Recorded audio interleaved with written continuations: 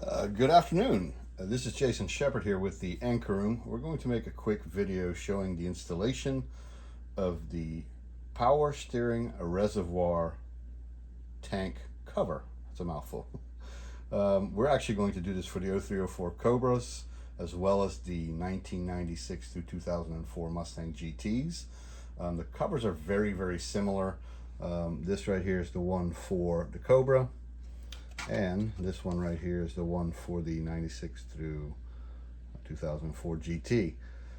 As you can see in the screen, the actual tank itself has the cap, and it does have a area right here which is meant for a tether that tethers to the side of the tank. As you can tell, the one on this vehicle is gone.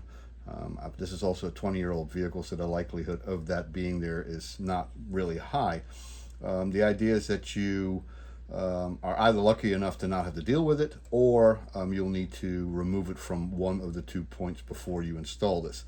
The residual part of the installation is just unscrewing the cap, taking the cover, putting the cover over top of the reservoir. As you can tell, it's a nice snug fit.